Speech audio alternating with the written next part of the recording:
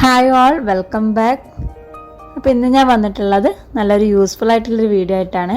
അപ്പോൾ നമ്മുടെ വീട്ടിലൊക്കെ പഴത്തിൻ്റെ തൊലി ഇങ്ങനെ കറുത്ത് പോയാൽ അത് കഴിക്കാനായിട്ട് എല്ലാവർക്കും മടിയായിരിക്കും. അപ്പോൾ നമ്മളിത് കളയാതെ നമുക്കിതിനെ വെച്ചിട്ട് ഇതുകൊണ്ട് നല്ലൊരു സ്നാക്ക് തയ്യാറാക്കി എടുക്കാം. അപ്പോൾ ഇന്നത്തെ വീഡിയോയിൽ കാണിക്കുന്നത് ഇങ്ങനെ തൊലി കറുത്തിട്ടുള്ള പഴം കൊണ്ടുള്ള സ്നാക്കാണ്. അപ്പോൾ ഞാനിവിടെ 2 പഴം എടുത്തിട്ടുണ്ട്, രണ്ടും നന്നായിട്ട് പഴുത്തിട്ടുണ്ട്. അപ്പോൾ ഇത് ഇനി വെച്ചാൽ അത് വീണ്ടും വീണ്ടും കറുത്ത് പോവുകയുള്ളൂ. അപ്പോൾ നമുക്ക് എന്ത് ചെയ്യാം, അതിൻ്റെ തൊലി കളഞ്ഞിട്ട് ഇതൊന്ന് കട്ട് ചെയ്തെടുക്കാം. അപ്പോൾ പഴം ഇങ്ങനെ കറുക്കുന്നതിന് മുമ്പ് നമുക്ക് വേണേൽ കട്ട് ചെയ്തിട്ട് നമുക്ക് ഫ്രിഡ്ജിൽ വെച്ചാൽ ഒരുപാട് കറുത്ത് വന്നത് കുറച്ച് ഒഴിവാക്കി എടുക്കാൻ പറ്റും. അപ്പം ഞാനിത് തൊലി കളഞ്ഞെടുത്തിട്ടുണ്ട്. ഇനി ഇതൊന്ന് കട്ട് ചെയ്തെടുക്കാം. കട്ട് ചെയ്യണ നിർബന്ധമല്ല, നമ്മളിത് മിക്സിയിലിട്ട് അടിച്ചെടുക്കുകയാണ് ചെയ്യുന്നത്. അപ്പോൾ മിക്സിയിലിട്ട് അടിക്കാനുള്ളൊരു എളുപ്പത്തിന് വേണ്ടിയിട്ട് ഞാനത് കട്ട് ചെയ്തെടുക്കുന്നുണ്ട്. ഇനി ഇതൊരു മിക്സിയുടെ ജാറിലേക്ക് ഇട്ട് കൊടുക്കാം. അപ്പോൾ ഇത് പഴുത്തത് കൊണ്ട് തന്നെ അത്യാവശ്യം മധുരമുള്ള പഴമാണ്. ഇനി നമുക്കിതിലേക്ക് കുറച്ച് പഞ്ചസാരയും കൂടി ചേർത്ത് കൊടുക്കണം, കാരണം നമ്മളിനി ഒരുപാട് ഇൻഗ്രീഡിയൻസ് ഇതിൽ ഇട്ട് കൊടുക്കുന്നതാണല്ലോ. അപ്പോൾ ഞാനിതിലേക്ക് ഒരു 3 ടേബിൾ സ്പൂൺ പഞ്ചസാര ചേർത്ത് കൊടുത്തിട്ടുണ്ട്. 3 ടേബിൾ സ്പൂൺ പഞ്ചസാര ചേർക്കുമ്പം ഇതൊരു നോർമൽ മധുരമായിട്ടേ ഉള്ളൂ. അപ്പോൾ നമുക്ക് കൂടുതൽ വേണമെന്നുണ്ടെങ്കിൽ കൂടുതലാക്കാം, കുറവ് വേണമെങ്കിൽ കുറച്ച് ഇട്ട് കൊടുത്താൽ മതി. ഇനി നല്ല പോലെ ഒന്ന് അടിച്ചെടുക്കുക. അപ്പോൾ ഞാനിത് നന്നായിട്ട് അടിച്ചെടുത്തിട്ടുണ്ട്. ഇനി നമുക്കിതൊരു ബൗളിലേക്ക് മാറ്റി കൊടുക്കാം.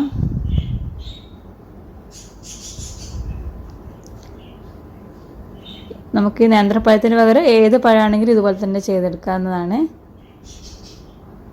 അപ്പോൾ ഞാൻ ബൗളിലേക്ക് മാറ്റിയിട്ടുണ്ട്. ഇനി ഇതിലേക്ക് ഒരു 4 ടേബിൾ സ്പൂണ് തേങ്ങ ചിരകിയത് ചേർത്ത് കൊടുക്കുക.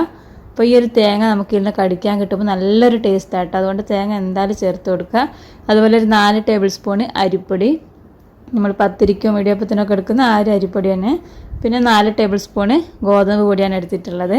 ഇനി ഗോതമ്പ് പൊടിക്ക് പകരം നിങ്ങൾക്ക് മൈദ വേണമെങ്കിൽ മൈദ ചേർത്ത് കൊടുക്കുക. ഇതിലേക്ക് ഞാൻ 1 ടേബിൾ സ്പൂണ് റവയും കൂടി ചേർത്ത് കൊടുത്തിട്ടുണ്ട്.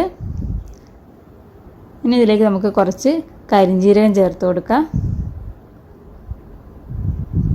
ഉണ്ടെങ്കിൽ ചേർത്ത് കൊടുത്താൽ മതി, ഇല്ലെങ്കിൽ കുഴപ്പമില്ല.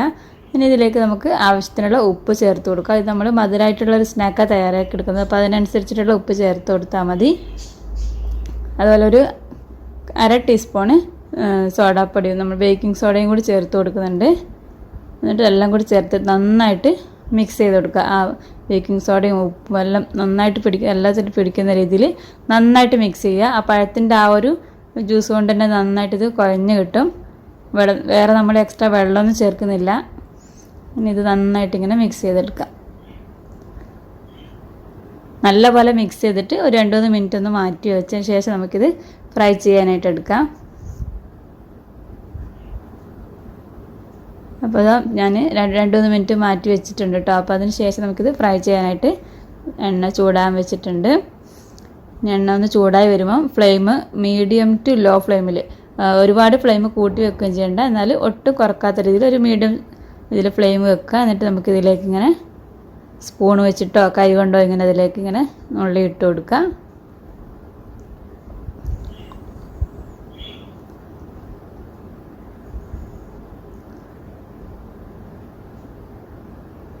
അങ്ങനെ മുഴുവൻ ഇട്ട് കൊടുക്കുക. എന്നിട്ട് നമുക്കിത് ഒരു വശം ഒന്ന് കളർ ചേഞ്ച് ആയിട്ട് വരുമ്പം ഇങ്ങനെ ഇളക്കി ഇട്ട് കൊടുക്കുക.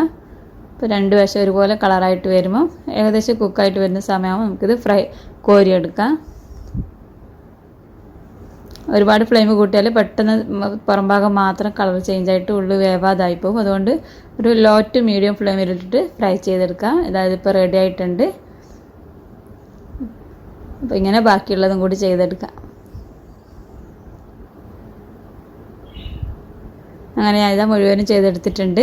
ആ ഒരു തേങ്ങ കടിക്കാൻ കിട്ടുന്നതുകൊണ്ട് തന്നെ നല്ലൊരു ടേസ്റ്റാണ്. നമ്മൾ കരിഞ്ജീരകം ചേർത്ത് കൊടുത്തതുകൊണ്ടൊക്കെ നല്ലൊരു ടേസ്റ്റാണ്. അപ്പോൾ എല്ലാവരും ട്രൈ ചെയ്ത് നോക്കുക. വീഡിയോ ഇഷ്ടപ്പെട്ടിട്ടുണ്ടെങ്കിൽ ഒന്ന് ലൈക്ക് ചെയ്യണേ. അതുപോലെ ആദ്യമായിട്ട് കാണുന്നവരാണെങ്കിൽ ഒന്ന് സബ്സ്ക്രൈബ് ചെയ്തും കൂടി സപ്പോർട്ട് ചെയ്യാം. നല്ലൊരു വീഡിയോ ആയിട്ട് വീണ്ടും കാണാം. Thanks for watching.